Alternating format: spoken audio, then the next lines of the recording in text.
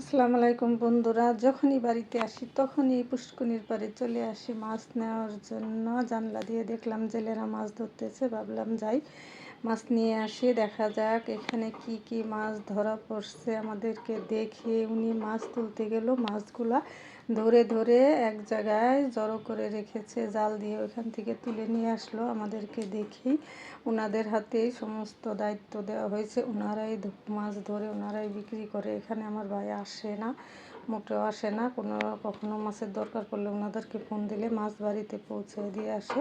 আর আমরা চলে এলাম, দেখলাম যে ভাবলাম যে কি কি মাছ পড়ছে। ওরে আল্লাহ, শুধু তেলাপিয়া মাছ হলে কি হবে, এখানকার মাছ খুবই টেস্টি। কারণ এই মাছের মধ্যে কোনো মোটা তাজা করার, কোনো স্বাস্থ্য হওয়ার, বড় হওয়ার কোনো মেডিসিন জাতীয় কোনো খাবার এদেরকে খাওয়ানো হয় না। তাই এখানকার মাছ খুবই মজার। ওরা বলল যে আজকে শুধু তেলাপিয়াই উঠছে, অন্য কোনো মাছ উঠেনি, এগুলাই নিয়ে যান। পরে ছোটো মাছের জন্য জাল পেতেছি, ছোটো মাছ পড়লে পরে বাসায় পাঠিয়ে দিব।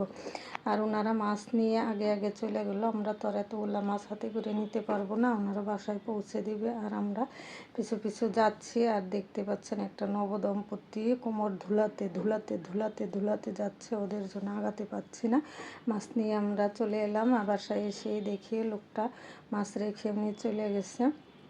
এখানে বড় বড় ব্রিকেট মাছও পাওয়া যায়, রুই মাছ পাওয়া যায়, ছোটো জাল পাতলে ছোটো ছোটো মাছও পাওয়া যায়। ওনাকে বলে আসছি, বলছে ছোটো মাছ পড়লে আমি বাসায় পৌঁছে দিয়ে আসবো। তাই তেলাপিয়া মাছ এগুলো টাটকা টাটকা তাজা তাজা তেলাপিয়া মাছ, এগুলো আস্তে আস্তে ফ্রাই করবো ইনশাল্লাহ। তারপরে আমরা আজকে এই তেলাপিয়া মাছ দিয়ে ভাত খাবো। আর যখন বাসায় যাব তখন এক বস্তা মাছ বাসায় কেটে ধুয়ে পরিষ্কার করে ফ্রিজিং করে নিয়ে যাব।